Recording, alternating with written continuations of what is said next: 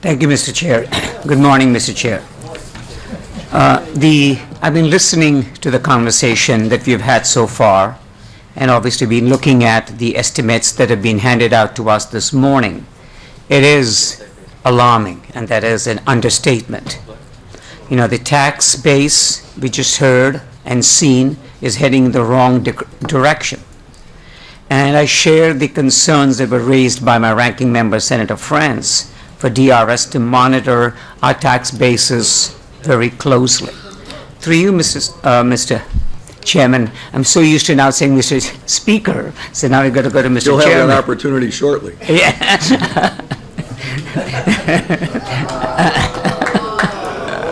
In the other chamber.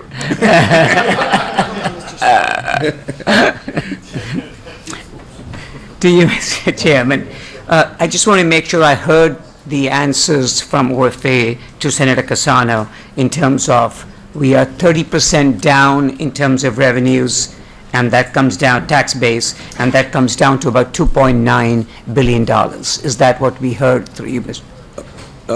That is correct. That is what OFA has enlightened this committee to as far as a number in the negative, based on 2014, 2015 numbers. That is, of course, extremely alarming. And thus, do we get a detailed analysis of obviously the names being redacted as to what the top 50 taxpayer base in our state is? As Senator McLaughlin said, we want to make sure that we are not chasing them out of our state into their second domicile. Through you. Well, you're absolutely correct, and we hope the policy changes that we enact today will help in that regards. We can, however, provide you with a more detailed graph and list relative to personal income tax and the individual percentages gained, plus or minus at the different income levels. Through you, Mr. Chairman, maybe my question was not individual names, obviously far from that. Obviously, I understand that.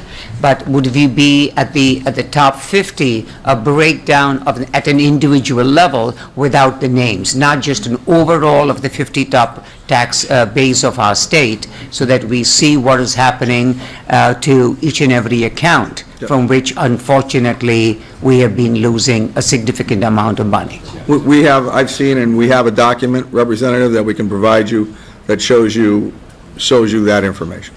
Thank you, Mr. Chairman. Going to sales and use tax, I see that the estimate is significantly in the positive direction. What is the basis that we think we're going to be collecting more in terms of sales and use tax, Mr. Chairman? Yes, Representative. I think Representative Davis asked that same question, but we'll have OFA give a short rendition of why that number is increasing once again. Good morning once again. And just to take a step back to clarify, related to some of Representative's questions, related to the top 50. First of all, we don't have individual information that's confidential. So we're talking about a statistical information, a category of 50 taxpayers. And you really can't go into more detail than that. So we don't have anything like that, which we could share. With regard to the $2.9 billion that was mentioned earlier, that's in terms, like was mentioned earlier, that's in terms of adjusted gross income. The actual state tax revenue impact associated with that, we estimate to be about $217 million. So obviously a large figure, but the 2.9 relates to adjusted gross income.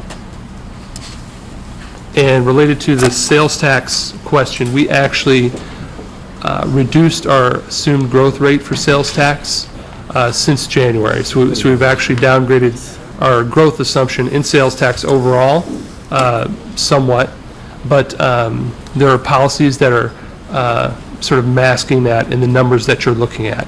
And the key policy being the repeal of the diversion of sales tax revenue from the general fund to MRSA temporarily. So now the general fund retains that $212 million. So that accounts for much of the bump that you see. Representative Srinivasan. Thank you, Mr. Chair. So the document, Mr. Chairman, that you were kind enough to say that you will give it to us, all of us, including me, is that the same document that OFA was just talking about, or are we talking about two separate documents? Three, Mr. Chairman. Well, in answer to your question, Representative, I believe you wanted to see the numbers as far as related to income. So we have a document, certainly, that would show income that we receive from the personal income tax, the grouping of that by percentage, and that would be a document that you could see a breakdown, percentage of income as it relates to the personal income tax and what we achieve as far as revenue. So that's a document. I don't believe you were asking for individual names or people. So we have something that is a grouping of that, if that's an answer to your question. Thank you, and of course, I'm hoping you will not share those individual names. Far from that. I definitely agree with that. Mr. Chairman, I'm extremely concerned about the direction, which is unfortunately in the wrong direction in terms of our tax base, which we already talked about. But, from a health point of view, I'm looking at, and my good ranking member, Representative Davis, did touch upon that. It is very alarming to see the cigarette tax, what we are getting from 363 going up to 371, and what we should be doing actually should be going the other direction, and that would be one number, that I would like to see a decline in our tax base. I would be very happy to see that the cigarette tax that we collect for the state is declining. It is extremely alarming to see that it is heading in the wrong direction. And that piggybacks with the transfer to the Tobacco Settlement Fund. We get 104 plus, and now the estimate is 108 million that we are going to get from the Tobacco Settlement Fund.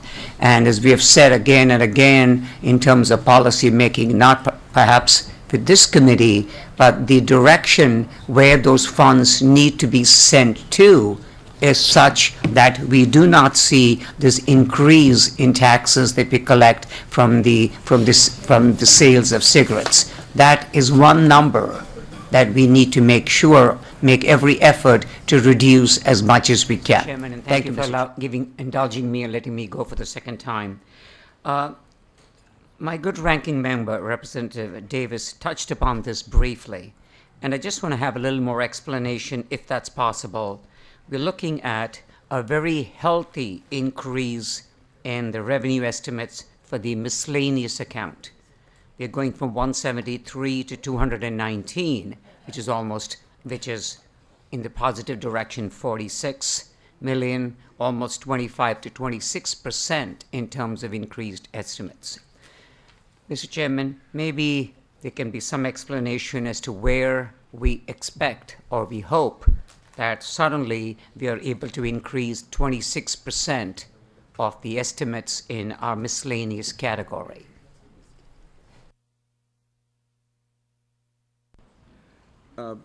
Yes, Doctor. That was previously asked by Representative Davis, but we'll again resubmit to OFA for a quick explanation.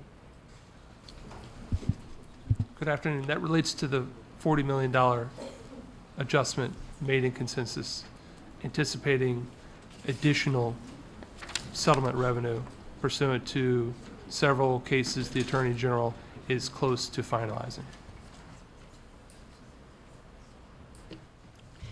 Representative Srinivasan. Thank you, Mr. Chairman. I did hear that response initially as well when Representative Davis did bring that up. Yep. But my concern is here we are estimating something.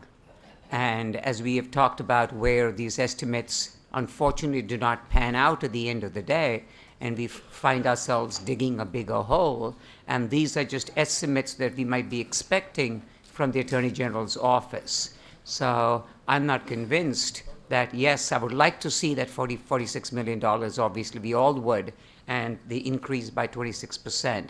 But I'm looking at real-time numbers and do not definitely feel, unfortunately, that will come to pass. Thank you, Mr. Chairman.